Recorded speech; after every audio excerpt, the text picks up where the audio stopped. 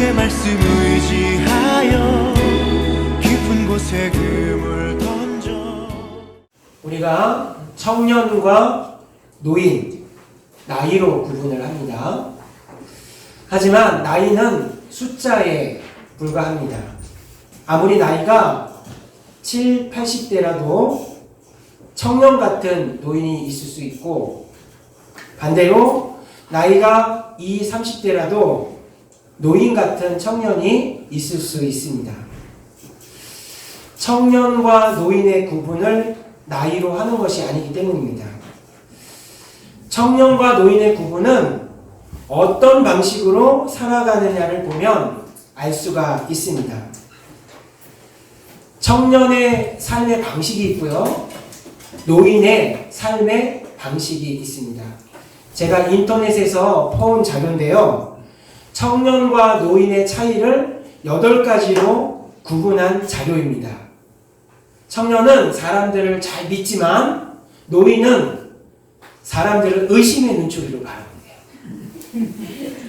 청년은 즐거운 것들을 즐길 줄 알아. 노인은 모든 것이 뜻대로 안 되는 것이니 다 포기해 버린다고 해요. 청년은 늘 새로운 아이디어를 찾아요. 노인은 옛날 방식, 또 편견에 사로잡혀 있다고 해요. 청년은 늘 매력적인 사람이 되려고 노력을 해요. 하지만 노인은 더 이상 아름다움에 관심이 없어요. 청년은 새로운 사귐과 만남을 찾아서 나서지만 노인은 고독을 쓸쓸하게 씹으면서 헤어나오지를 못한다는 거죠. 청년은 미래의 행복을 늘 마음속에 갈망하지만 노인은요, 반대로 행복했던 과거, 그때는 행복했지라고 회상만 한다는 것이죠. 청년은 사랑할 줄 알지만 노인은 늘 사랑을 받으려고만 하고, 청년은 꿈을 간직하지만 노인은 꿈을 포기하고 공상만 일삼는다. 사랑하는 여러분, 여러분은 청년이십니까? 노인이십니까? 전도자 솔로몬은 9절에서 오늘 청년이여 라고 부르고 있습니다. 여기서 청년이라는 것은 좀 전에 말씀드렸듯이 20대, 30대 이 생물학적 청년을 뜻하지 않습니다. 솔로몬이 부르고 있는 청년은 아직 살아갈 날들이 남아있는 자들, 모든 자들을 뜻하는 것을 알 수가 있습니다. 그러니까 살아간 날들, 즉 지금부터 죽을 때까지의 남은 삶, 그것을 여생이라고 하거든요. 여생이 남아있으면 모두 청년이라는 거예요. 그러니까 우리가 다 청년인 것이죠. 여러분, 살아갈 날들이 남아있죠? 그 여생이 뭐 1년일지 또 6개월일지 아니면 50년일지 아무도 모르지만 우리는 여생을 다 갖고 있는 이 시대의 청년들인 것이죠. 여생이 1년일지 50년일지 아무도 모르지만 확실한 것 하나는 있습니다. 오늘이 내 인생에서 가장 젊은 날이라는 것은 부인할 수 없는 확실한 진리인 것이죠. 따라서 전도자 솔로몬이 9절에서 내 어린 때, 내 청년의 날들이라고 말한 그날은 언제입니까? 10절에서 어릴 때, 검은 머리의 시절이라고 말한 그날이 언제입니까? 바로 오늘인 것이죠. 그래서 청소년, 청년, 중년, 노년 이런 부분들은 숫자로 하는 것이지만 9절에서 전도자 솔로몬이 청년이여 라고 부른 것은 바로 오늘을 사는 모든 사람이여 라는 말로 바꿨을 수가 있는 것입니다. 그렇다면 청년의 때인 오늘을 어떻게 살아가는 것이 지혜롭게 살아가는 것일까요? 즐거워하며 기뻐하라. 따라해 보겠습니다. 즐거워하며 기뻐하라. 근데요, 사실 즐겁고 기쁘게 사는 것, 이것은요, 언제 목사님이 또 말씀하신 것 같아? 예, 여러 번 말씀드린 거예요. 왜냐면 전도서에서 계속해서 반복되고 있는 명령이기 때문에 그래요. 3장 12절, 3장 22절, 5장 18절에서 20절, 8장 15절, 9장 17절에서 10절에 적어도 제가 이 주제로 5번 정도 여러분에게 설명하고 설교를 했을 거예요. 예, 여러분 즐거워하고 기쁜 삶을 지금쯤이면 살고 계시겠죠? 예? 1년 동안 제가 말씀을 전했는데 목사님 저 즐겁고 좀 기쁘게 살고 싶어요. 잘 알고 있어요. 근데 목사님 그거는요 너무 이론이에요. 이상이에요. 우리의 현실은 그렇지가 않아요. 근심투성이에요. 불행하게도 우리 대부분의 삶은 즐겁지가 않아요. 기쁘지가 않아.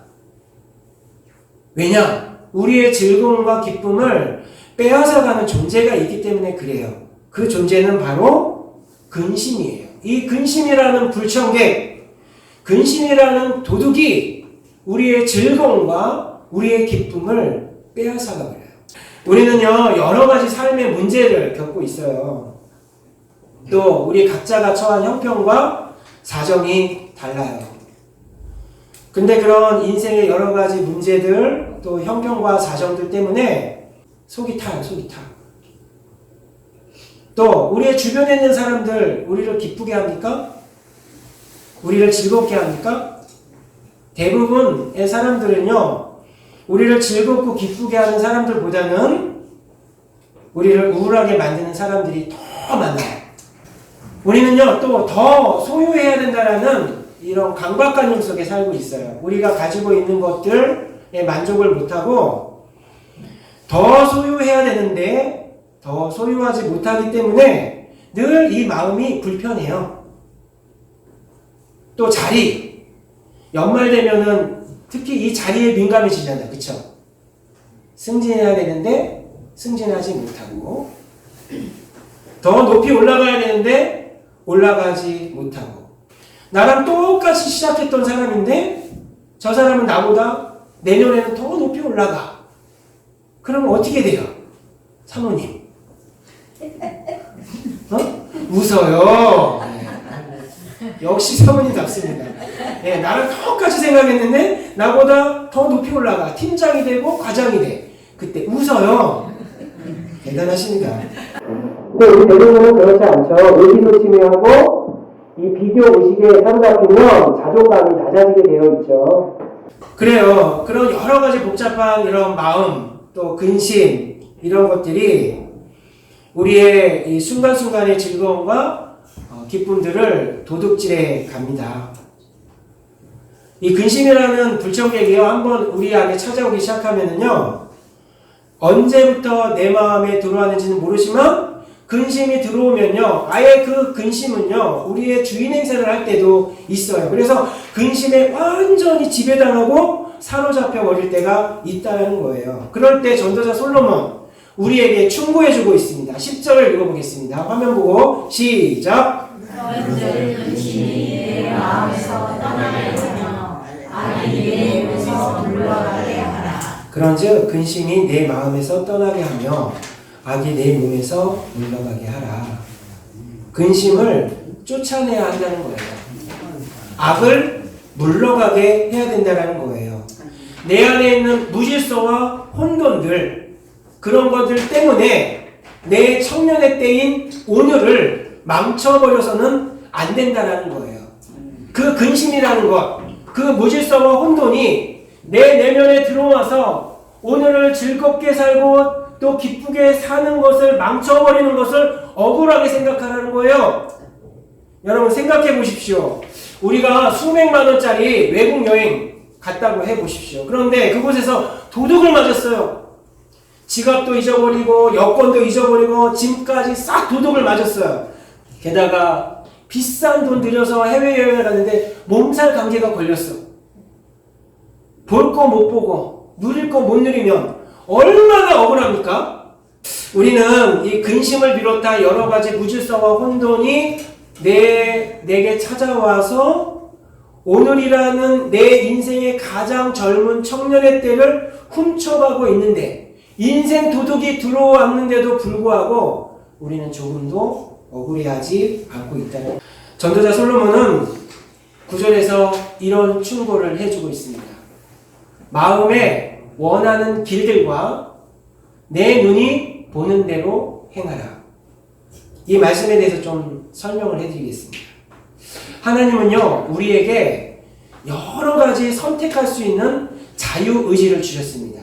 따라해보겠습니다. 자유의지. 자유의지. 그래서 우리는 인생의 매 순간순간마다 여러 갈래의 길들 앞에 서 있고, 우리는 그 길들 중에 선택할 수 있는 능력이 있어요. 근심으로 가는 길이 있고요. 즐거움으로 가는 길이 있어요.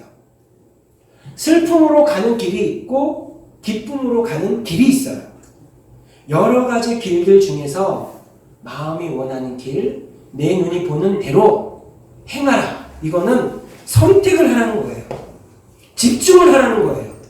선택과 집중을 통해서 우리의 인생에 무엇이 선하고 무엇이 좋은 것인지를 판단하고 결정을 해 나가라는 거예요. 우리의 청년의 때는 헛되다라는 고백을 9절 마지막 절에 해주고 있어요. 헛되다라는 것이 뭐예요, 여러분? 여러분 아시잖아요.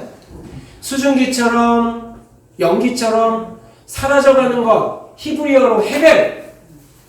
청년의 때는 헤벨과도 같으니 이 청년의 때라는 오늘도 금방 지나가 버리는 것이니 정신을 똑바로 차리고 우리의 모든 감각기관을 총동원해서라도 내 인생을 즐겁고 기쁘게 선택해 나가라. 발버둥을 치라. 이 인생이 망쳐지는 것에 대해서 속상해하면서 근심을 떨쳐버리고 악을 떨쳐버리고 그렇게 가라는 거예요.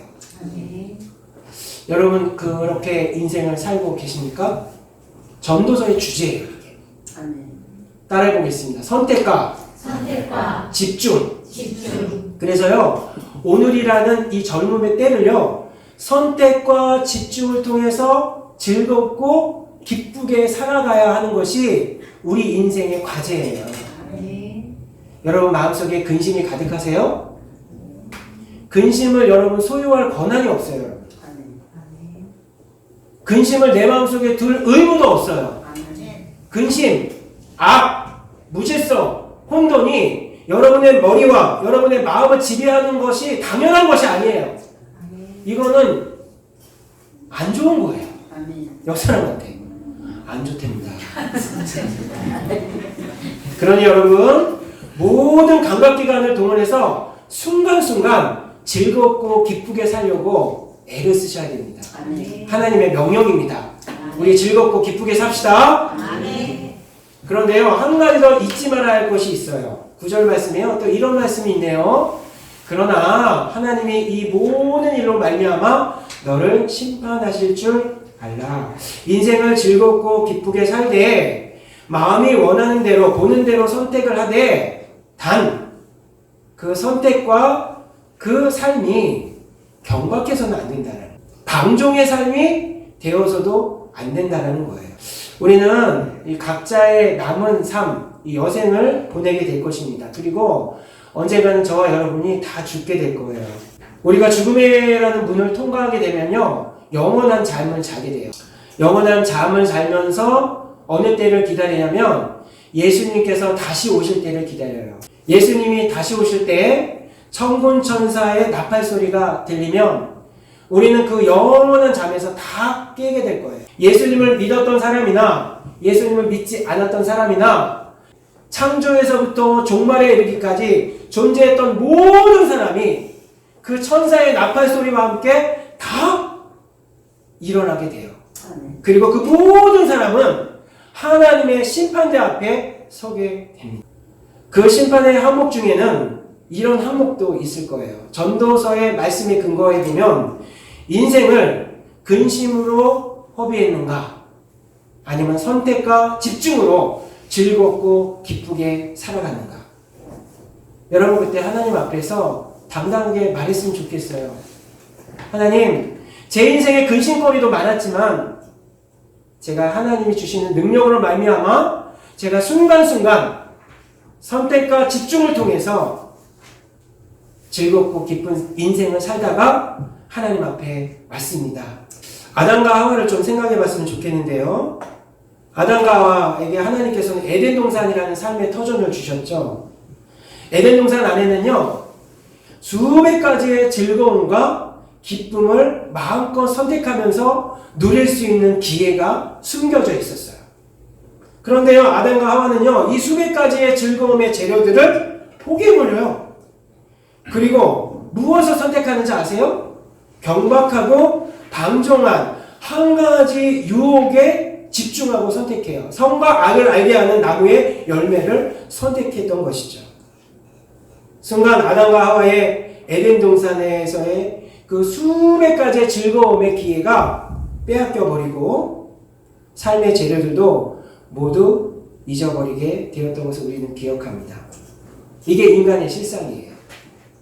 근심 때문에, 또 경박하고 방종한 삶 때문에, 그 유혹거리 하나 때문에 그 밖에 우리가 인생에서 누릴 수 있는 수백 가지의 즐거움을 잃어버리는 것이 우리 인간이라는 거예요. 그래서 하나님은 성경 앞에 그 예를 우리에게 들어주신 거예요. 제가 지난주에 여러분 예를 들었죠. 햇빛. 제가 어느 성도님을 태우고 할 때 햇빛이 비쳤다고 그랬죠. 근데 오늘은 뭐가 내렸어요? 빗방울이 하나, 둘씩 또 창문에 내리는 거예요. 저는 또 그걸 즐겼답니다. 네? 빗방울 안에 하나님의 사랑이 담겨 있어. 그래서 하나님의 사랑이 똑똑똑 떨어지는구나. 너무 기뻐. 좀 오늘 일찍 갔어요. 그래서 그 성도님의 지하 주차장에서 한 5분 정도 기다렸는데 그 시간이 너무너무 행복한 거예요. 그 시간에 그 껌껌한 지하 주차장에서 기도를 했어요. 하나님 오늘도 예배 가운데 임재하셔서 우리 성도들에게 은혜를 주세요. 주님께서 알았다. 네, 알겠어요. 약속이에요? 이렇게 하면서 그 기다림의 시간도 행복하게 지낼 수 있는 거예요. 왜 이렇게 안 나와? 이게 아니죠. 이게 아니에요. 저는 그런 마음 없었어요. 그래서 그 성도님이 저한테 뭐라고 그러는지 아세요? 목사님, 너무 기다리셔서 죄송해요. 아니에요, 너무 즐거웠어요. 목사님 초긍정적이시네요. 네. 근데 저도요, 이렇게 살게 된 게 얼마 안 돼요. 저도 늘 근심이 있었고, 늘 무질서, 혼돈 때문에 이 내면의 질서가 없었어요. 그런데 감사하게 전도서를 보면서요, 다시 제가 새로운 삶을 살게 됐답니다. 여러분, 매 순간순간을 이렇게 예수님 안에서 즐겁고 행복하게 살아가셨으면 좋겠어요. 아멘. 여러분의 권리가 있으세요. 예수님 안에서 즐겁고 행복하게 살아갈 권리가 있으신 분들이에요. 아멘. 이 권리를 한 주간도 마음껏 사용하시면서 우리 즐겁고 기쁘게 살아갑시다.